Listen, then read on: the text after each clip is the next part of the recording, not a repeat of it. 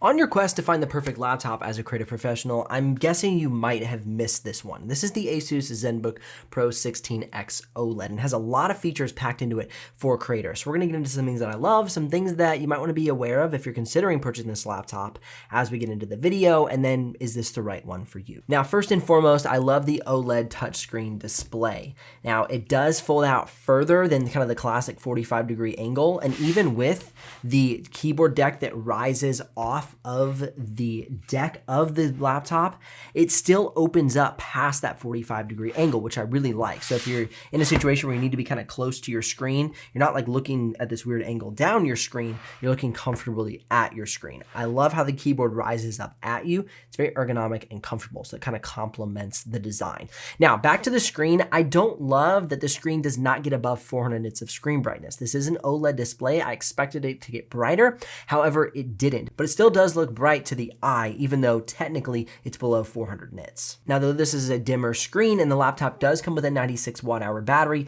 one of the dings that I have on this laptop is that it gets about 5 hours of battery life for streaming and productivity, and even less battery life, as you can see the results coming up on the screen, for creator tasks. So to me, this is more of like a creator workstation with features like the dial and the glass trackpad, as well as the touchscreen display, and not so much like this perfect on-the-day, everyday carry laptop because of that battery life. Now, I'm going through a few negative things here on this laptop, so just hang in there with me and we'll get to the good stuff. Now, this laptop underperformed in Blender and Solidworks, and that has a lot to do with the RTX 3060 matched with the i7-12700H inside of this specific laptop. Now, this laptop does come with an i9 processor, but that i9 really won't help you much in Blender or SolidWorks. Blender and SolidWorks rely heavily on GPU components, and with SolidWorks, you want to have a workstation GPU, where this is just simply a gaming GPU. So those two programs, if you're considering using them, or if you're a big user of them, I would not consider this laptop. However, the rest of the benchmark tests that I ran on this laptop were stellar. They were on par with all of the best laptops for creative professionals, getting high scores in Photoshop, After Effects, quick export times in video editing, great playback for 6K B-raw and even 6K red footage while video editing. So you don't have to worry about those tasks. Just keep in mind that if you're a SolidWorks or Blender user, you're not going to want to get this laptop. The performance and features on the Asus Zenbook Pro 16X are undeniable. It's such a great laptop for creators. It has the performance and the features that we need. However, one thing that I've often overlooked is the internet connection I'm sending to the laptop, which in the day that we live in, where so many applications are reliant on online connectivity, it can often be a huge bottleneck. Recently, I ran a speed test in my office and found out that I was only getting 240 megabytes per second when I was paying for 1,000 megabytes per second. So Motorola sent over their Q14 system, and this boosted my internet speeds to over 600 megabytes per second. Now, not only was the Wi-Fi faster, but with this system, I was able to spread that to every single corner of my house, where before I was actually only seeing about 180 megabytes per second when I got farther away from my router. Not only is this system 6 gigahertz, but also has a 2.5 gigabyte LAN port, as well as multi-channel selector, so you can customize your Wi-Fi to get the best speeds possible. Using the MotoSync app powered by Minim, you can set up ad blocker, parental controls, and even threat scans, which are free compared to other apps which cost up to $99 per year. Now, if you want more information about the Motorola Q14 system, I'll put links in the description below for you to check it out. And I've even done a full review video on this system. Now, one last thing that dings this laptop is that there is no upgradable RAM configuration. So the RAM is soldered to the motherboard. So basically, if you get the i7 version, you're getting 16 gigs of RAM. If you get the i9 version, you're getting 32 gigs of RAM. Now, keep in mind, this laptop is around $2,600 for the i7 and $2,900 for the i9. So it's not the cheapest laptop,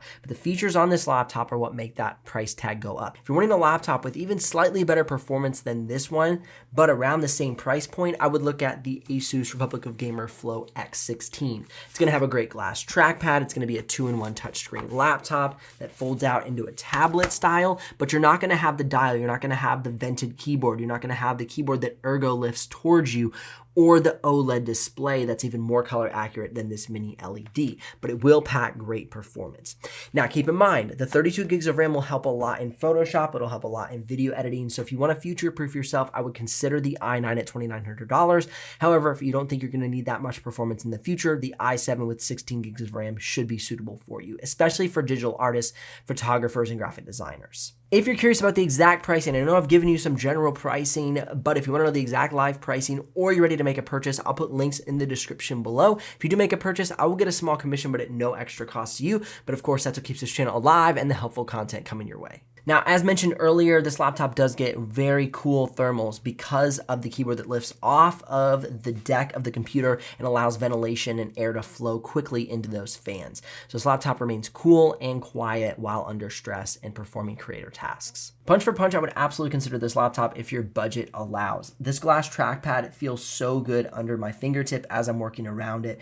It is actually a vibration click trackpad. So you're not actually mechanically clicking the trackpad. It sends a little vibration to your finger to let you know you clicked it. This is also a vibration dial and a manual center click button. I really love the configuration on this laptop, actually even a little bit more than the Asus ProArt StudioBook Pro 16 OLED. The reason being is this entire trackpad is clickable, whereas the Asus ProArt StudioBook OLED has these click buttons and the trackpad is not clickable. So you have to use the click buttons to operate the trackpad. And for me as a creator, the workflow on that trackpad is just not enjoyable. I find myself having to use a mouse if I'm using that specific trackpad on the ProArt StudioBook Pro 16 OLED. Now, if you're looking for the ultimate deal, we're actually giving away 3 Lenovo Legion 5 Pros when we pass 100,000 subscribers. So make sure you subscribe to the channel and ring the bell so you don't miss out on full details. Once we pass 100,000 subscribers, we'll launch a full video so you can find out how to enter to win. Otherwise, links in the description if you're ready to make a purchase, and I will see you guys here in the next video.